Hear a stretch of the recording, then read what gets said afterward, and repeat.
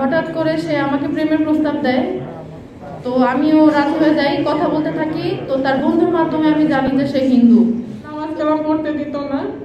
তো তারপরে জানি যে আমাকে উল্টা ধর্মান্তরিত করছে এপিটোপিটের মাধ্যমে। এরকম তাদের বাসায় নিয়ে যায়, বলছে যে আমার বাবা মা তোমার সাথে একটু দেখা করবে। তো নিয়ে যাওয়ার পর ওইখানে জোর পূর্বক তার সাথে আমার শারীরিক সম্পর্ক হয়।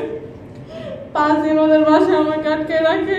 5 দিনের মাথায় আমার বাসায় যাওয়ার পরে 2 মাসের মাথায় আমি বুঝতে পারি যে আমি প্রেগনেন্ট। আমি ওর দৃষ্টান্তমূলক শাস্তি চাই। আর আমি চাই না যে আমার মতো এরকম অবস্থা আর কোনো মায়ের সন্তানের হোক। হঠাৎ করে সে আমাকে প্রেমের প্রস্তাব দেয়। তো আমিও রাজি হয়ে যাই, কথা বলতে থাকি। তো তার বন্ধুর মাধ্যমে আমি জানি যে সে হিন্দু। তো জানার পরে আমি সরে আসতে চাই। তো এর আগে তার সাথে আমার দেখা সাক্ষাৎ হইতো, এখানে ওইখানে ঘুরতে নিয়ে যেত। তো তার সাথে আমার আপত্তিকর অনেক ছবি আমি তুলতে চাইতাম না, জোর করে তুলে এগুলো রেখে দিত তার ফোনে, জিমেল অ্যাকাউন্টে। তো এইভাবে কন্টিনিউ রিলেশন চলতে থাকে। তো আমি জানি সে আরো মুসলমান মেয়েদের সাথে এরকম তার সম্পর্ক ছিল। মুসলমান মেয়েদের নামগুলো আমি উল্লেখ করতে চাচ্ছি না, কারণ তাদের প্রত্যেকের সংসার আছে বর্তমানে। তো এগুলো জানার পরে আবার শুনি যে চাঁদপুরে তার একটা মেয়ের সাথে সম্পর্ক ছিল। তো জানার পরে আমি ওইখান থেকে সরে আসতে চাই, কিন্তু সে বিভিন্ন রকমের ছবি ভিডিওর মাধ্যমে আমাকে ইমোশনালভাবে ব্ল্যাকমেল করতে থাকে। যেহেতু আমার কোনো ভাই নাই, আমি আমার ফ্যামিলির বড় সন্তান। আমার বাবা অনেক কষ্ট করে আমাদের মাদ্রাসায় পড়াশোনা করাইছে।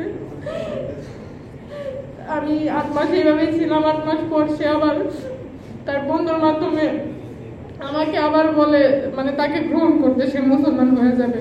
তো আমি চিন্তা করছি যে মেয়ে মানুষের ইজ্জত তো একটা, যদি সে ইসলাম ধর্ম গ্রহণ করে তাহলে তারে নিয়ে আমি সংসার করবো। আমার চিন্তা ভাবনা এরকম ছিল।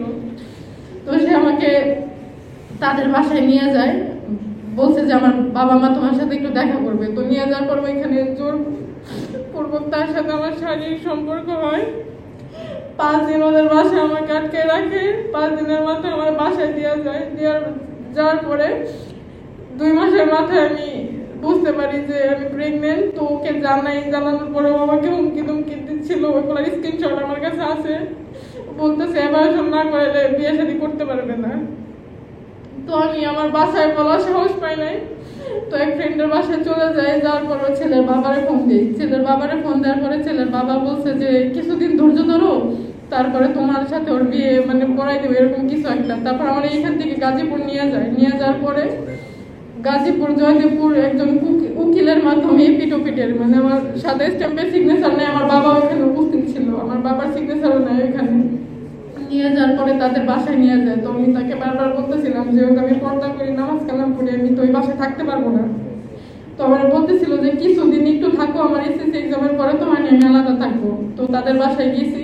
যেহেতু হিন্দু বাড়ি ছিল, আমি টিকতে পারতাম না। 2 দিনের মাথায় শরীর আলাদা লাগতো, নামাজ কালাম পড়তে দিত না।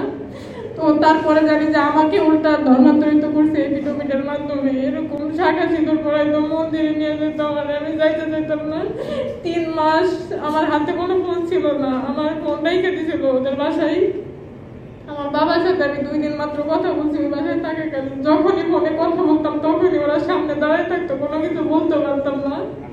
এরকম নির্যাতন শারীরিক মানসিক ভাবে রাত 3টা-4টা পর্যন্ত মারতে রইতো। পুরো পাড়াটাই ছিল হিন্দু, কেউ আগে আসতো না। পরে ওইখানকার মুসলমান সমাজরা জানাজানি হওয়ার পরে তারা দেখতে আসার পরে বলতেছে যে একটা বিচার বসাবে। তো ওই দিনই 10টার দিকে পুলিশ বাসায় আসার পর আমাকে কোনো কিছু জিজ্ঞাসাবাদ না করে আমাকে থানায় নিয়ে যায়, কোবাল থানা।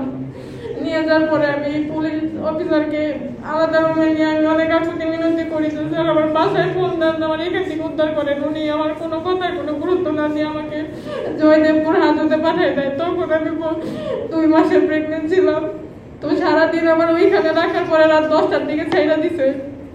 ছেড়ে দেওয়ার পরে আমি বাসায় চলে আসছি, ওই ছেলেদের বাসায় গেছি। ওই দিন রাত্র 3টা পর্যন্ত মায়ের দূর এরকম চলতেছে। আমার বলতেছে তুই একাই চলে যা। আমি চলে যেতে আসছি, তখনও যেতে দেয় না। পরের দিন সকালে আমি বেরোয় আসার পরে ওইখানকার স্থানীয় মানুষজন ছিল, ওনার নাম ছিল মঞ্জুরুল। উনি আমার ফোন দেওয়ার পরে তাদের বাসায় নিয়ে যাওয়ার পরে বলতেছে যে তারা বিচার করে দিবে। ওনাদের বাসায় আমি 3 দিন অবস্থান করি। করার পরে আমার মার কাছে তারা 1 লাখ টাকার দাবি করে। ওই ভয়েস রেকর্ড আমার কাছে আছে। আমার মা বলছে আমার মেয়েরা শুধু ফেরত দেন। লাস্ট ওইখানে 3 দিন রাখে ওইখান থেকে আমার ফোন তারা নিয়ে যায়। নিয়ে যাওয়ার পরে আমার মা বাবা বিচারের দিন আসে।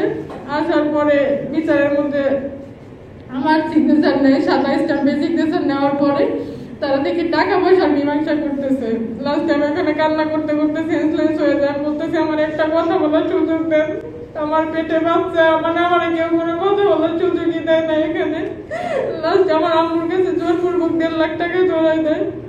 আমার আম্মু আর বাবা ছিল এখানে, আম্মু আমার ধরে নিয়ে আসে। নিয়ে আসার পরে আমি বাসায় থাকি। বাসায় থাকার পরে আমার মাদ্রাসার যে প্রিন্সিপাল সে আমার একদিন ডাকার পরে আমার ঘটনা শোনার পরে ঢাকায় আব্দুল্লাহ বিন নুরুল ইসলাম আঙ্কেল উনি আমার নিয়ে গাজীপুর মেট্রোপলিটনে যায়। যাওয়ার পরে থানায় নিয়ে আসে। থানায় নিয়ে আসার পরে তারা মামলা নেয়।